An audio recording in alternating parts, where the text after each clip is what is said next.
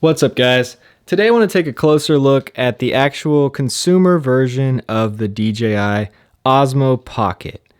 So I just got this today from DJI. This is the box. It is tiny. It's smaller than my hand, and you don't get a lot inside, just what you need. So you get the lightning port for iPhones. This is what comes on it. It's just a little piece of plastic. And then you get the Android version right there. And you get this little case, which is actually really functional because when you turn this thing off, it holds itself in this position for just a second, and it makes it perfect to fit right in there. There's also a hole right here in the case, so you can leave that adapter on there and put it in the case. So that's going to protect the actual lens and protect it when it's in your pocket. And I think it's really cool that you can just keep this phone adapter right there on it so that you don't have to take that off when you put it in the case.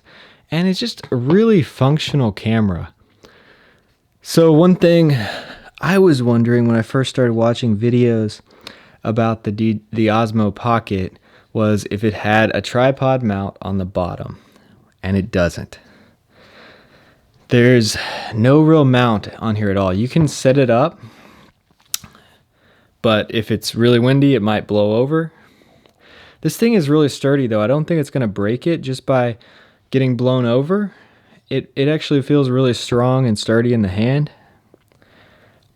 But you don't want to take that chance. You don't want to sit it on anything tall and it fall to its death. So what I found, I had this mount. I don't know what this was actually for, but it may have got it with a tripod or something at one point.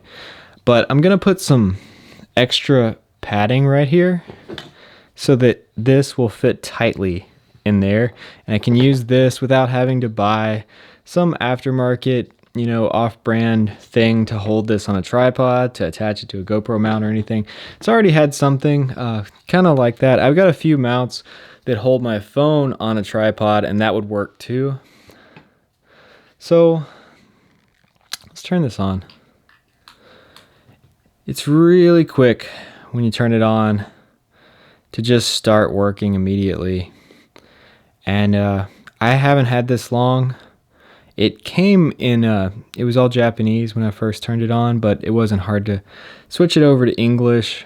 I'm going to do some more in-depth reviews on this thing soon, but this is just kind of a first look.